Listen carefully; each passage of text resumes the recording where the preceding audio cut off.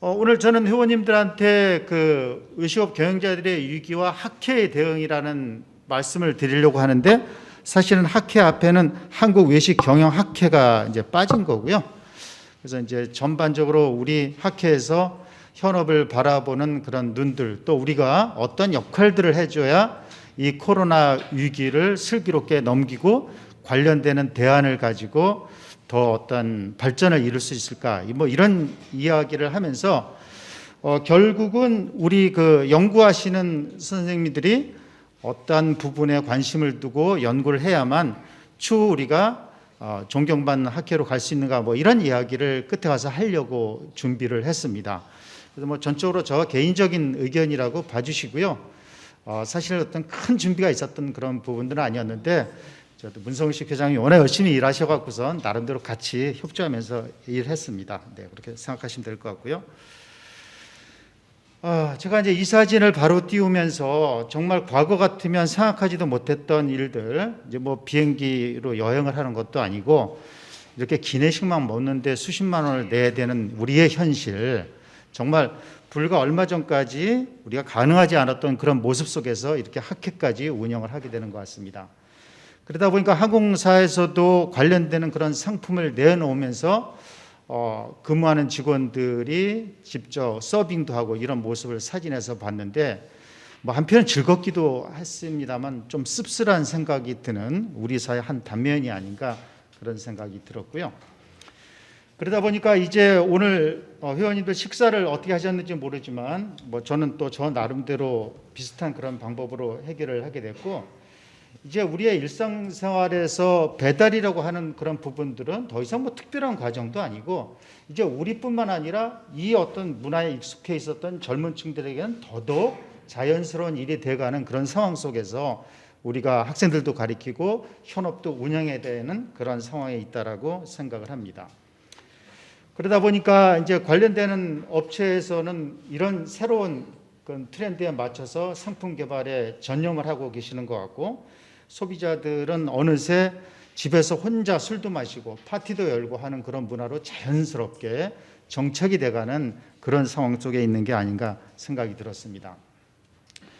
관련되는 통계를 보니까 이런 정도로 코로나 이후에 83%나 될 정도로 집밥 비중이 높아가면서 이제는 우리는 운동도 또 음식도 모든 것도 우리 가정 내에서 이루어가는 그런 환경 속에서 있다고 생각을 합니다.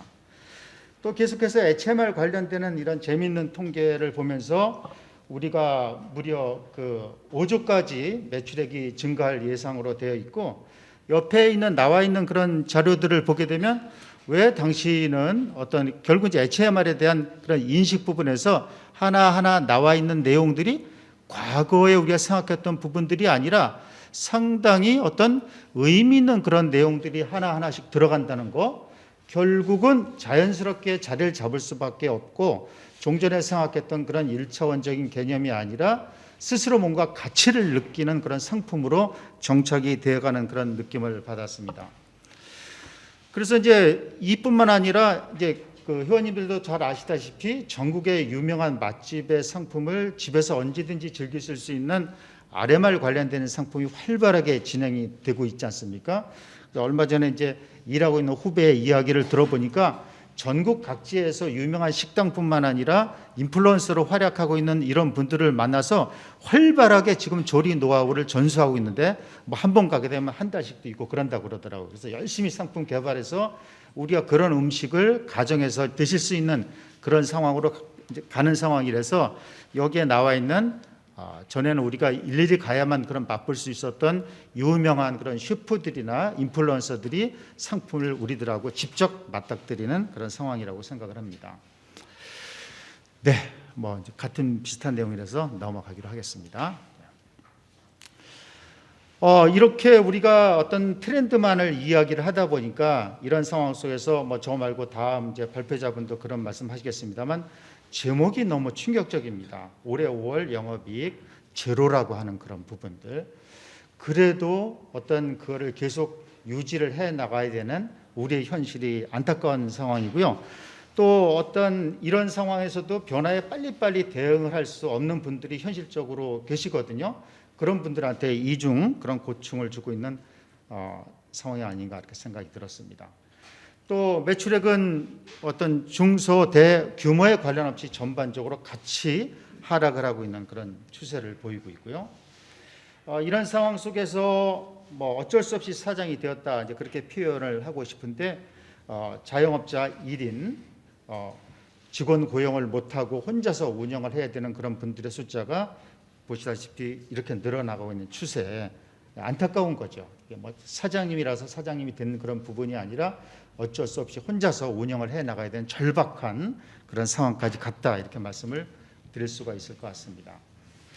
그런 반면 또 큰 회사는 큰 회사대로 엄청난 타격을 받고 있어서 어떤 부패형 그런 그 레스토랑 같은 경우에는 제가 숫자를 100개에서 무려 8개 이렇게 남은 숫자가 이것밖에 되지 않는다라는 정도로 다른 그 어느 업종보다 굉장히 어떤 큰 타격을 받고 있다 보니까 앞으로 이 분야에 어떤 취업을 해야 될 사람들 관련되는 산업 모든 분들한테 큰 타격을 주고 있는 것으로 보여집니다. 그런데 이런 상황 속에서 공유주방 같은 부분들은 나날이 관심을 받고 있고요.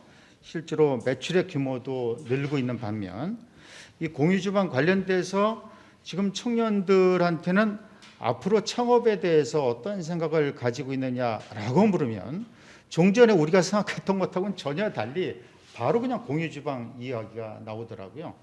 그래서 그냥 우리가 그냥 표면적인 이야기로 거기 가서 여러 가지 어떤 구조도 다르고 내가 쓰던 환경하고 다를 텐데 공유주방이 정말 창업의 장소로 맞느냐라고 생각하면 뭐 저를 보고 빙그레 웃으면서 상황을 전혀 모른다는 거죠.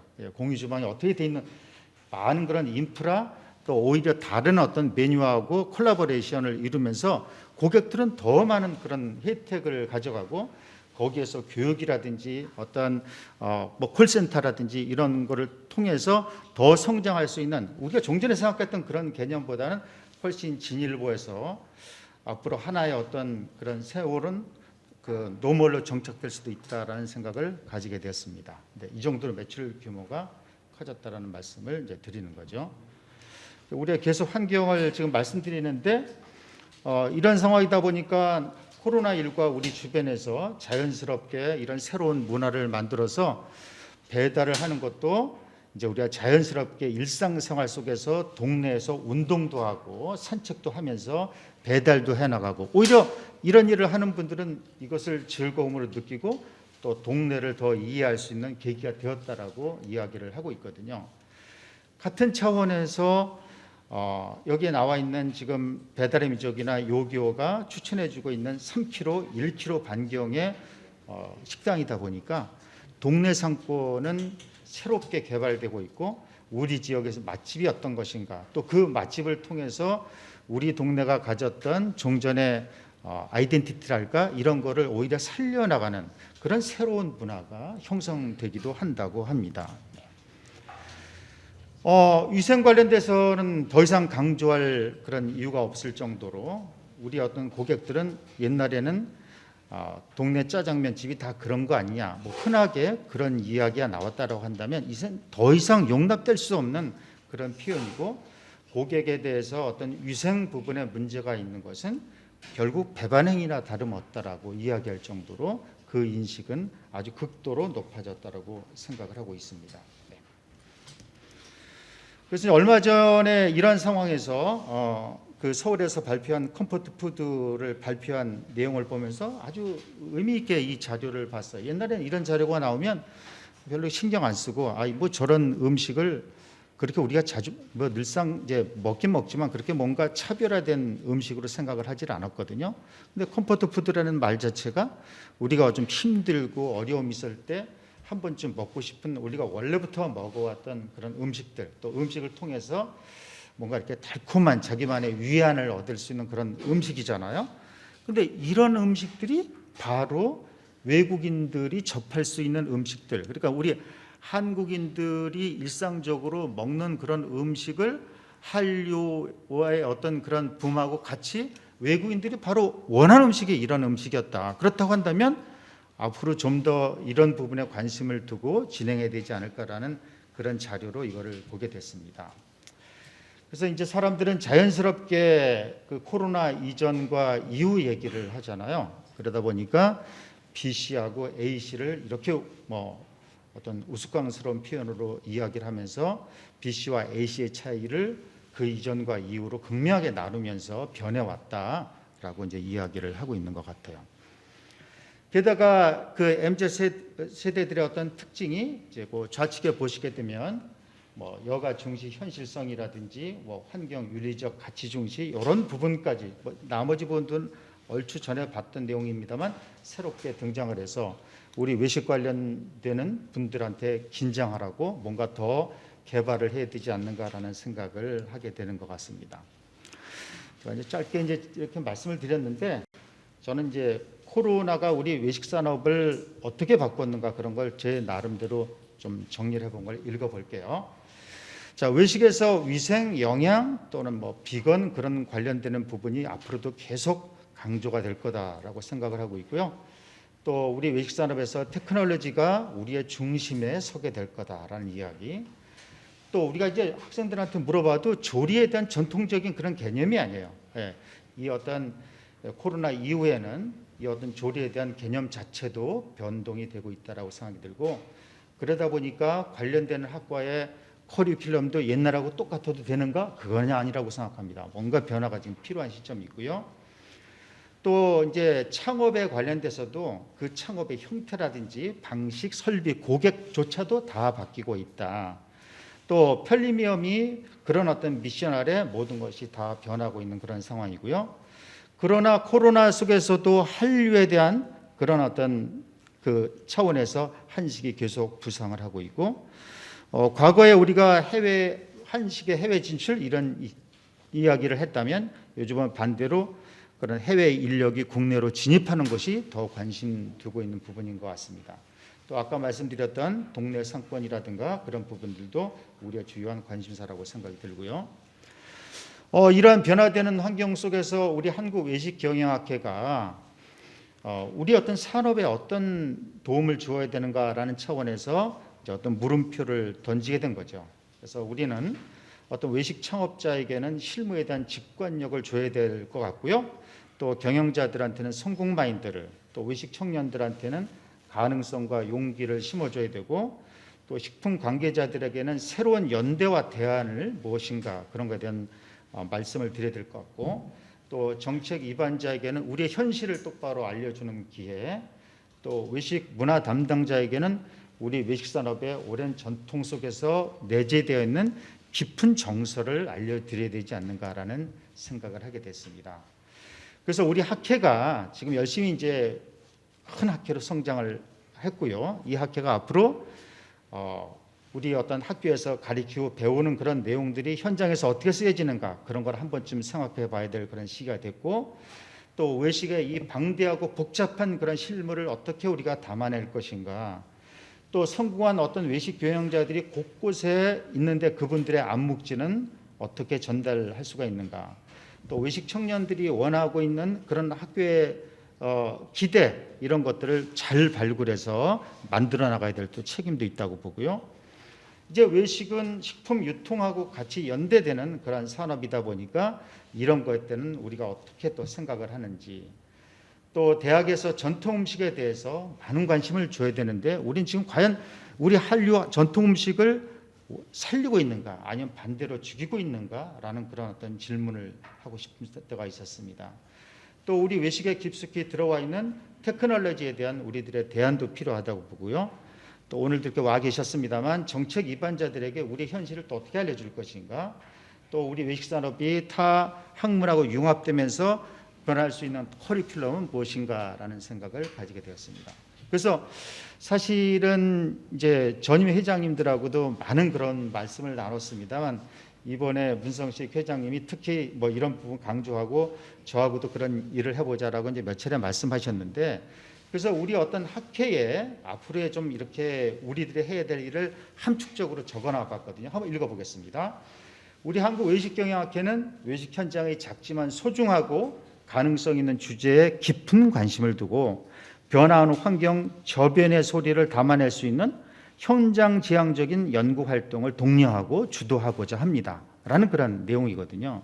네, 물론 지금까지도 이런 걸 안 한 건 아니죠. 네, 열심히 하셨지만 때로는 우리는 알면서도 우리 주변의 환경이라든가 현실적인 여건 때문에 못해온 부분들이 없지 않아 있었단 말이죠. 그런데 이제 본격적으로 학회 차원에서 이런 방법으로 가는 게 어떠냐라는 차원에서 이런 워딩을 적어보게 된 겁니다. 네.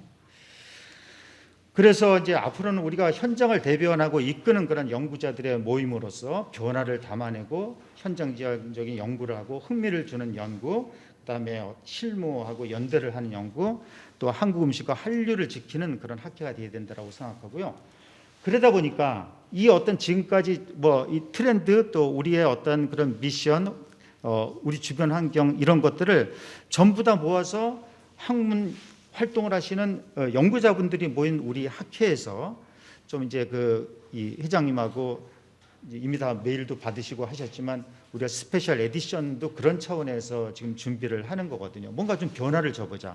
우리 학교에서 종전에 있었던 건 그대로 간다라고 하지만 이 어떤 깊은 정서를 담아낼 수 있는 연구 활동이 필요한데, 그렇다고 한다면 어떤 일정한 그런 양식과 폼과 그릇이 필요한데 그것들은 뭐냐라는 질문을 던지게 돼서 여기에 나와 있는 뭐 내러티브 연구라든가 현상학적 연구, 근거 이론 연구, 사리 연구, 문화기술지 연구라는 그런 말들을 써놓고, 어쩌다 이제 저것들이 전부 다 질적 연구에 해당이 되는 내용이라서 지금 질적 연구를 하나하나 설명하고자 하는 그런 자리는 아니라고 생각하고요.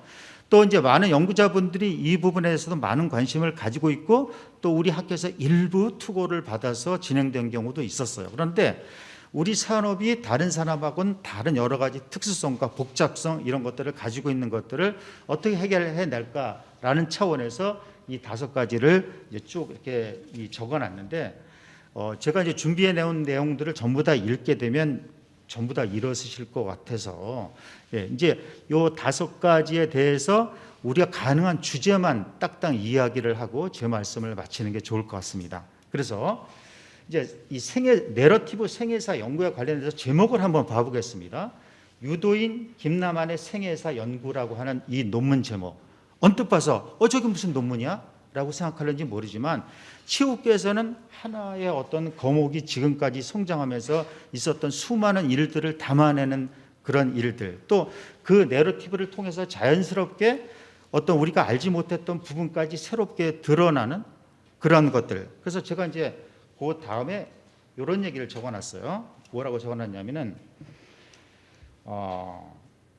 개인의 과거에 대한 구술 내용은 구술자 개인의 직간접적인 체험이란 점에서 사적이지만 동시에 개인이 처한 사회 역사적인 행위 공간 속에서 타자와의 상호작용에 의해 구성된다는 점에서 공적이기도 하다. 네. 그러니까 우리가 그런 분들의 어떠한 인터뷰나 이런 자연스러운 과정에서 얻어내는 그런 것들이 일반화할 수 없다라는 그런 한계점이 아니고 오히려 속속들이 그 어떤 우리 외식산업의 정서를 받아들일 수 있는 연구라고 저는 생각해서 생애사 연구를 적어놓게 된 겁니다. 네, 뭐 주제로 제가 이런 주제를 한번 생각을 해봤어요. 네, 우리 생애사 관련돼서 주제 이렇게 쭉 보시면서 우리 종전의 외식경영학회 논문집에서는 전혀 볼 수 없었던 그런 내용들인데 가능하다, 우리가 이런 주제를 뭐 지금 바로 가능한 건 아니고요. 그런 모임을 만들고 있지만 이런 식의 뭔가 어떤 연구를 통해서 담아낼 수 있는 부분들이 있다라고 생각을 하게 된 거죠. 현상학적인 연구도 마찬가지입니다. 여기에 보게 되면 존 반 마넨이라고 하는 경찰관 어부 디즈니랜드 운영자 런던 탐정 등에 대한 연구로 명성을 얻은 그 MIT의 학자이신데, 이분의 이야기는 현상학적인 질적 연구는 우리가 겪는 그대로의 세계를 체험한 내용을 기반으로 의식에 나타나는 대로 현상을 해명하는 과정이다.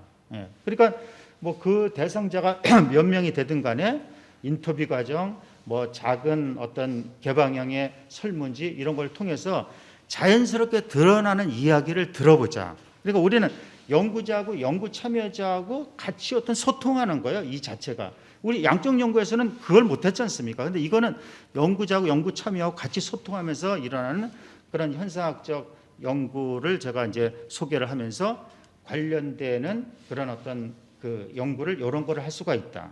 우리 어떤 코로나19 이후에 HMR 제품에 대한 인식, 또 창업 성과와 결혼 유무의 관계, 외식업체 근무자들의 고객 감별, 직업으로서의 소믈리에, 한국 드라마, 한국 음식 그리고 한류. 사실 우리가 어떤 뉴스를 볼 때 이런 어떤 G7 문재인 대통령 참가한 그런 뉴스만 보는 게 아니고요.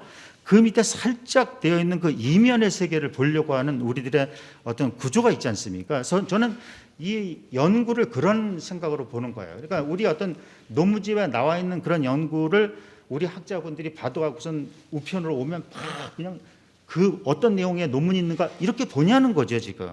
네. 물론 그런 내용도 있을 수 있습니다만 좀 이런 내용들을 통해서 두고두고 보면서 울림을 줄 수 있는 그런 연구 활동이 있어야 되지 않느냐, 그런 차원의 말씀을 드린 겁니다. 근거 이론 연구. 네. 그러니까 이제 우리가 어떠한 외식업에서 바로 이제 이 부분을 넘어가다 보면 가능한 제가 주제를 이렇게 잡았거든요. 우리 외식업체에서 책임 경영 굉장히 중요한 주제지만 누구 하나도 이 부분에 대해서 이론을 만든 사람이 없단 말이에요. 또 외식업체의 지식 경영을 통한 어떤 뭐 혁신이라든지 한국형 상권 이론, 우리가 종전 유통 그런 데서 배웠던 상권 이론이 과연 우리 외식 산업에 쓰여진다라고 그 누가 이야기할 수 있겠습니까? 그런 거를 우리 자체적으로 이론을 만들어야 되고, 또 사내 창업을 통한 프랜차이즈 전개, 뭐 대충 아실 거예요. 어떤 이야기인지 이 말씀을. 근데 우리가 이론화되지는 못했단 말이죠. 그러니까 우리가 이런 연구를 통해서 얼마든지 그런 여러 가지 설문을 통해서 조금 더 넘겨보면 이쪽으로 넘겨야 되나요? 네, 여기에 뭐 연구자님들 다 아시다시피 개방 코딩이라든지 뭐 축 코딩이라든지 선택 코딩 이런 말들이 있잖아요. 그러니까 오히려 양적 영어보다 훨씬 더 다채롭게 의견을 받아낼 수 있는 그런 방법이었다라는 생각이 들었고요. 사례 연구, 뭐 우리 저기 논문집에서 일부 나오긴 했습니다만 사례 연구에 가능한 주제를 제가 이렇게 잡아봤습니다. 네. 코로나 이후에 어떤 동네 상권의 부활, 코로나가 어떤 동네 상권의 부활을 촉진하고 있는가? 네. 뭐 적게는 뭐 3개, 5개 이런 케이스를 놓고선 조사할 수 있다라고 보고요. 슈퍼바이저와 가맹점주의 친밀도가 성과에 영향을 미치는가? 뭐 양적 연구 비슷하게 보이지만 이거 저는 이제 지금 말씀이죠. 양적 연구는 해서는 안 된다라는 건 절대 아니고요. 그 연구가 반드시 필요하죠. 필요한데 같이 뭔가 이런 어떤 차원에서 이루어지는 그런 문제를 이야기하는 거고, 세 번째, 외식업체 직원 내 텃세는 조직 분위기에 어떤 영향을 미치는가. 엄연한 현실입니다. 그러나 아무도 이야기하지 않는 그런 부분들. 네. 또 외식업체들은 조리사 인성교육을 어떤 제도를 통해서 사용하고 있고, 또 매운맛에 경도된 사람들이 식습관에 대한 연구, 뭐 기타 등등 이런 것들도 얼마든지 이제 사례 연구가 될 수 있다고 보고요. 마지막으로 이제 문화기술지 뭐 설명은 제가 뭐 읽어보시면 될 것 같고, 역시 이제 주제만 가지고 요것만 말씀을 드려볼게요. 자, 이제 그 문화기술지라는 게 우리가 그거잖아요. 어떤 그 집단에 들어가서 그들과 같이 생활을 하면서 라포를 형성하면서 뭔가 연구 활동을 해내는 진정한 이야기를 뽑아내는 거. 이거를 우리가 문화기술지라고 이야기를 하는데, 최근에 공유주방 창업가들의 문화 이거를 한번 연구를 해보자. 저 같은 그 어른들은 몰라요, 그거를. 제가 거기서 일을 안 해봤으니까. 그러니까 청년들이 제가 이야기한 걸 빙그레 웃었던 겁니다. 그 친구들이. 한식당 참모들의 생존과 변화. 무슨 말씀인지 아시죠? 네. 국내에 거주하는 외국인 외식 노동자들의 삶. 그냥 우리가 피상적으로 알고 있는지 그들의 생활을 지금 어떤 일이 벌어지고 있는지를 모른단 말이에요. 네. 또 해외 한국 대사관저 조리사들의 미래 만들기. 좀 어렵긴 하죠. 해외를 나가야 되니까 그 대사관에서 근무하고 있는 굉장히 특수한 그런 조리사들이 있는데 그들은 어떻게 자기의 경력이라는 미래를 개발하고 있는가. 또 한류 관광객들의 한국 맛집 이야기. 교수님들이 생각하시는 것보다 훨씬 더 한류는 깊고 한식에 대한 어떤 그런 친밀도가 높아가고, 최근에 미얀마 사태 때문에 제가 이제 어떤 뭐 인스타를 좀 하다 DM으로 발에 보내서 이런저런 얘기를 물어보는데, 정말 우리 한국 음식에 대한 어떤 그런 심도가 그렇게 깊을 줄은 몰랐어요. 제가 몇 번이나 진짜 이 음식을 좋아하느냐고 저 의문이 들어서 물어봤는데, 20대 어떤 청년들한테 그 어떤 붐이라는 건 상상을 초월하는 것 같더라고요. 그렇다고 한다면 이런 관광객들이 한국에 와서 도대체 어떤 경로와 어떤 방식으로 우리 한식을 접하고 어떤 느낌을 가져가는지 이런 걸 우리가 조금 더 다른 연구 방법을 통해서 알아볼 필요는 있지 않느냐라는 생각을 하게 된 겁니다. 하여튼 오늘 제가 말씀드린 거는 우린 좀 변해야 될 시기에 왔다. 근데 이제 변하는 건 우리는 학자들이니까 학문을 통해서 새롭게 뭔가를 접근해야 될 시기는 왔다라고 보여지고요. 그런 부분들이 금방 쉽지는 않겠지만 이제 회장님이 이제 강력하게 또 생각도 하시고 계시기 때문에 그런 모임 또 올해 스페셜 에디션을 통해서 구현해 나가는 그런 어떤 일을 만들고 싶습니다. 네, 발표 마치겠습니다. 감사합니다.